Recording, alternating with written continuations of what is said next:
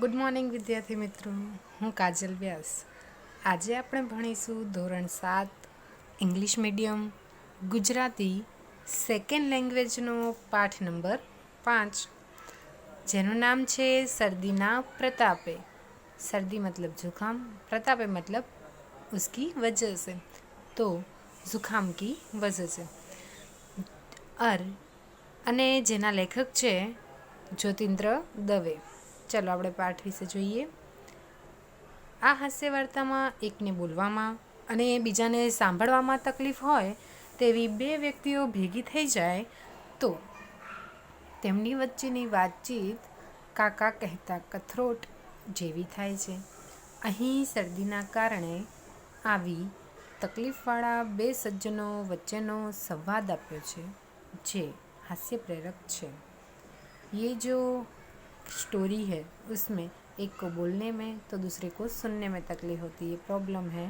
तो ऐसी जब दो व्यक्तियाँ सब साथ में मिल जाते हैं और उनकी जब बातचीत होती है तो कैसे उसमें से हमें हंसी आती है और कैसे ये स्टोरी हंसने वाली है. चलो हम देखते हैं कि उन दोनों की बातचीत कैसे होती है और क्या होती है.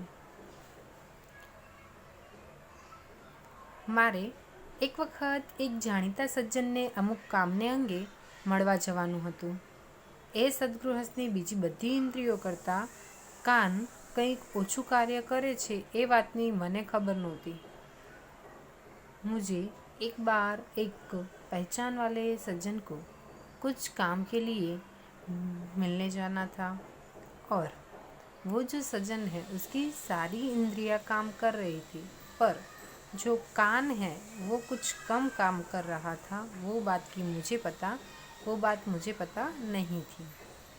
તે દિવસે હવામાં सर्दी હતી और उस दिन हवा में मतलब कि पवन में बोली सर्दी थी, मतलब कि जुकाम है वो हर जगह फैला हुआ था. ગળે પડવાની ટેવ બીજા બધા કરતાં શરદીને વધારે હોય છે એ જાણીતું છે, અને તેમાંય મારા કંઠ માટે सर्दी ने असलથી पक्षपात છે.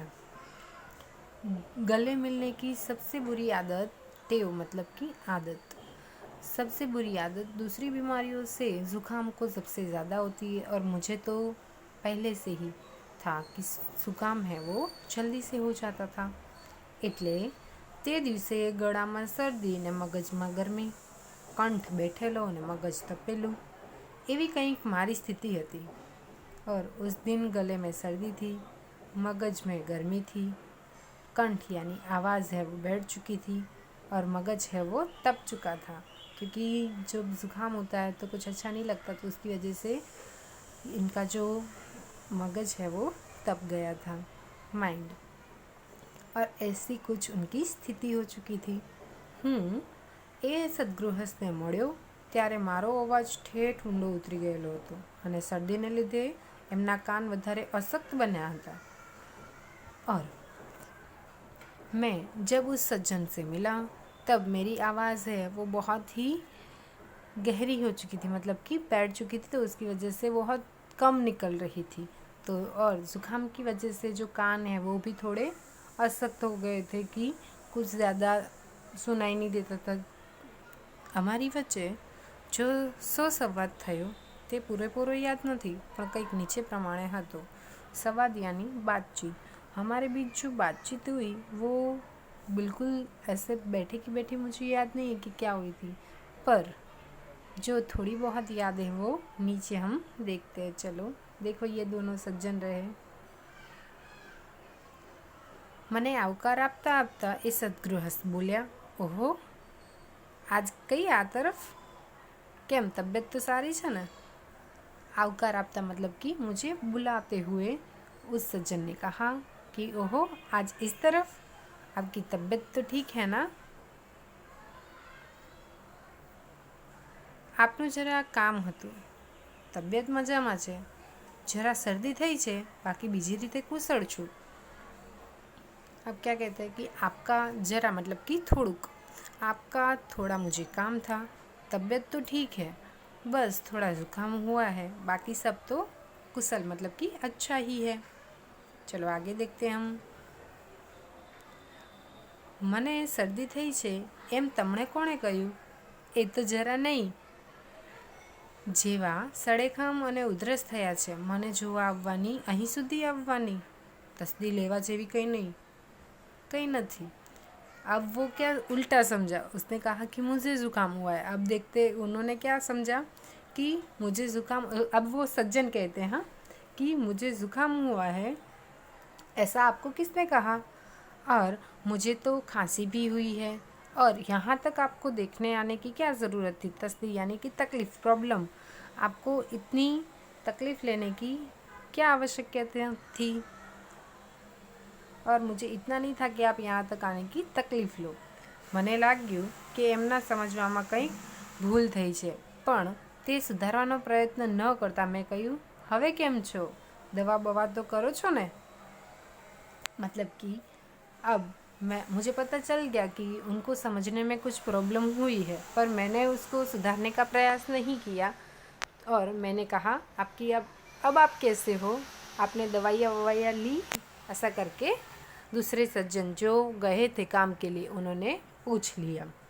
હા, અહીંની હવા જરા એવી છે ખરી, પણ હવાફેર માટે જવાનું હજી નક્કી કર્યું નથી. એ તો ઠીક, પણ ચા બા લેશો ને? अब वो दूसरा व्यक्ति क्या समझा? दवा ववा वो बोले, और वो समझा हवा. हवा फेर मतलब कि कहीं और जगह पे घूमने के लिए जाना. जो अब तबीयत ठीक नहीं है तो आप कहीं पे घूम के आ जाओ, ऐसा समझे.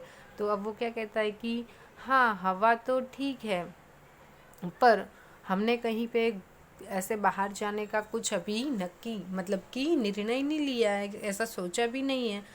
ये सब तो ठीक है, पर आप चा लोगे? चा मतलब कि चा लोगे? ચાની બનતા સુધી હું ના નથી કહેતો ને सर्दीમાં तो બહુ જ ठीक પડશે.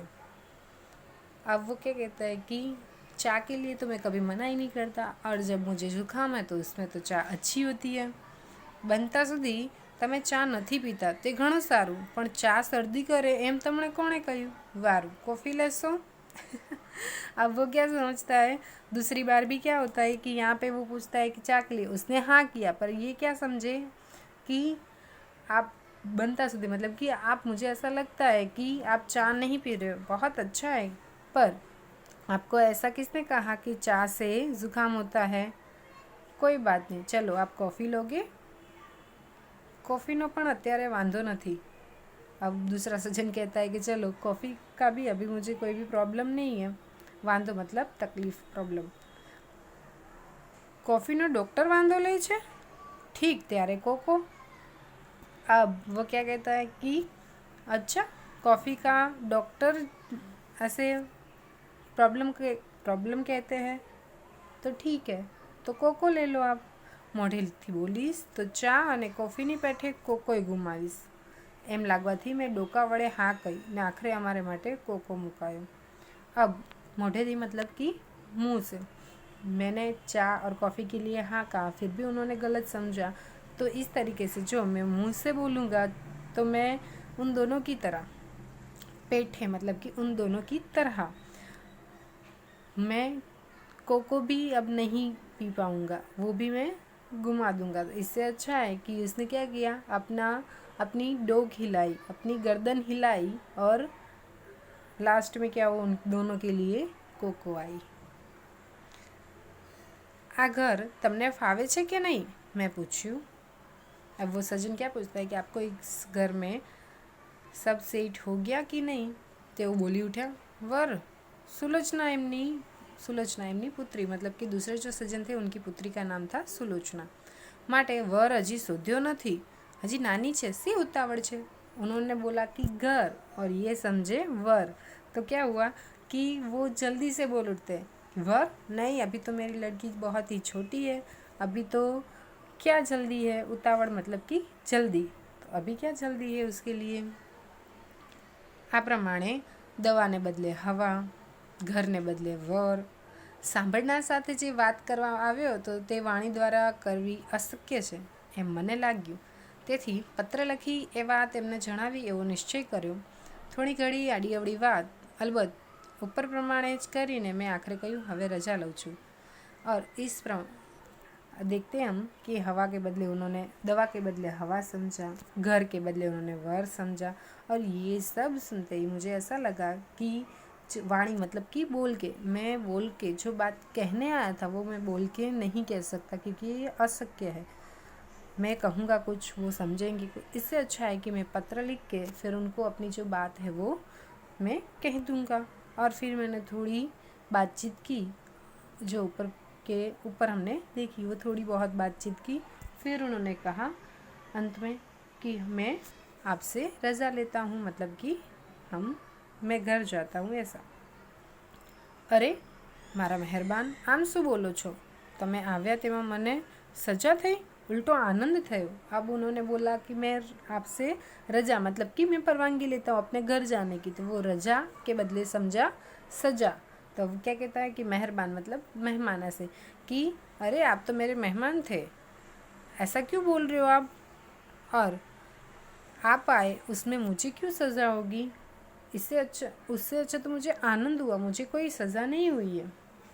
આપણી વાત સાંભળનારા અને સાંભળે તો એ સમજનારા બહુ ઓછા।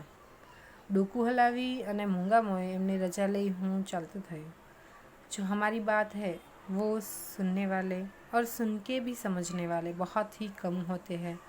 तो फिर उन्होंने गर्दन हिलाई और कुछ भी ना बोल के वो रजा लेके मतलब कि वहाँ से परवानगी लेके फिर वो चले गए।